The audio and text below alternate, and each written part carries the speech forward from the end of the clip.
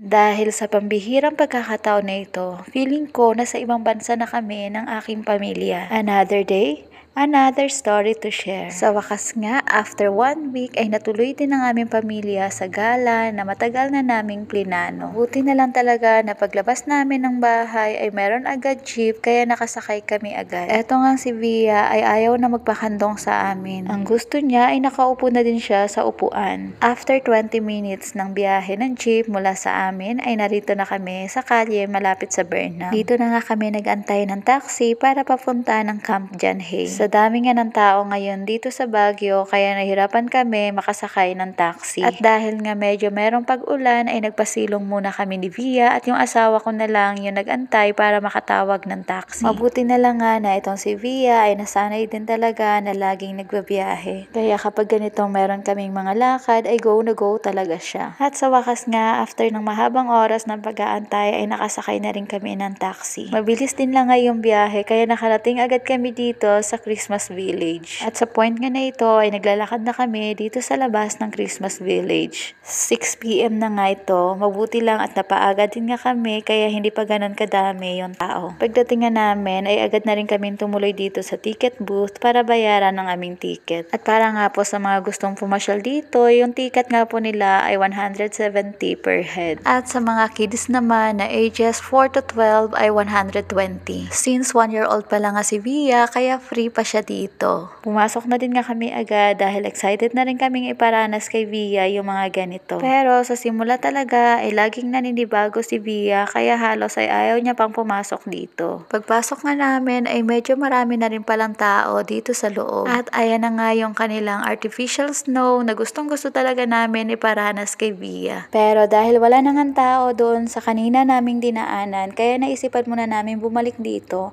para makakuha naman kami ng magandang pictures. Dahil nga bihira din lang yung ganitong pagkakataon ay gusto rin talaga na makakuha ng magandang pictures dahil balang araw ay magiging memories na lang ang mga ito. Salamat talaga sa Diyos na sa panahon natin ngayon ay pwede na nga nating makapture o ma-video yung bawat moment na ganito at pwede pa nating isave sa anumang app na gusto natin. At this point nga ay nakapag-adjust na si Via. Kaya bumitaw na siya sa amin at nag-start na rin siya sa pag-explore. At lahat nga ng statue na nakikita niya dito, katulad nitong deer, yung bear, ang tawag niya ay aw-aw. Nakakatuwa lang talaga yung mga bata kapag bago pa lang sila natututo sa mga bagay-bagay. Habang lumalalim nga ang gabi ay padami pa ng padami ang tao dito. Maya-maya nga ay nagsimula na ulit sila nagpaambon ng artificial snow. Amazed na amazed talaga si Via tsaka yung mga ibang bata na narito. Kaya kung meron kayong mga anak tapos malapit lang kayo dito, naku po, ipasyal nyo sila dito dahil siguradong mag-e-enjoy talaga sila dito.